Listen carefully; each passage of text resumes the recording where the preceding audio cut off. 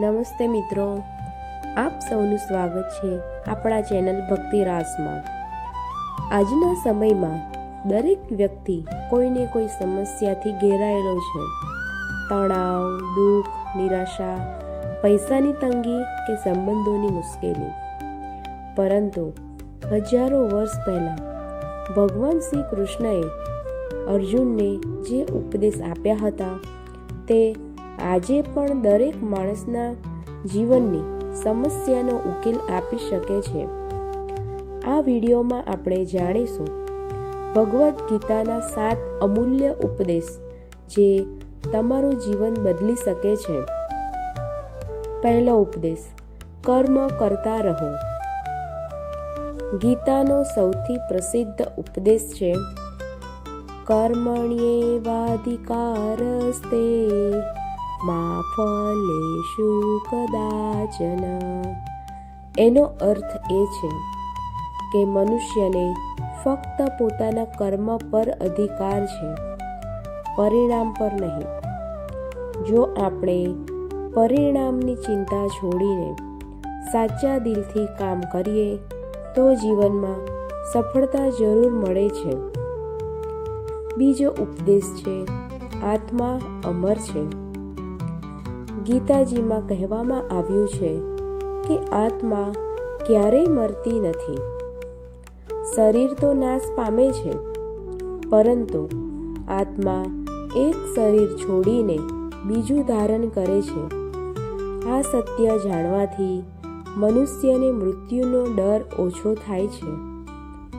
ત્રીજો ઉપદેશ, ગુસ્સો વિનાશનું કારણ છે।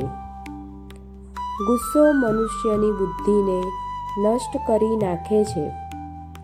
ગીતાજીમાં કહે છે, ગુસ્સાથી મોહ થાય છે અને મોહથી સ્મૃતિ નાશ પામે છે। એથી જીવનમાં શાંતિ રાખવી ખૂબ જરૂરી છે। ચોથો ઉપદેશ, લોભ અને ઈર્ષ્યા છોડો। લોભ અને ઈર્ષ્યા માણસને ક્યારેય ખુશ રહેવા દેતા નથી। જે વ્યક્તિ સંતોષ રાખે છે તે જ સાચે સુખી બની શકે છે। સકારાત્મક વિચાર રાખો। પાંચમો ઉપદેશ છે સકારાત્મક વિચાર રાખો।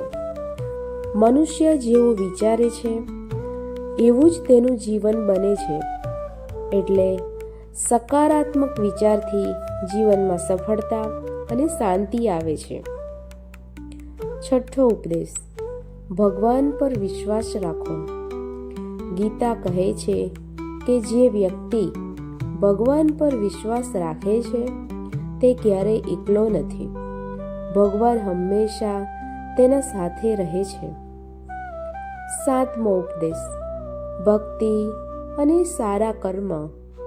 જીવનમાં સાચી શાંતિ મેળવવા માટે ભક્તિ અને સારા કર્મ ખૂબ જરૂરી છે। જો આપણે સત્યના માર્ગ પર ચાલીએ તો ભગવાનની કૃપા હંમેશા રહે છે।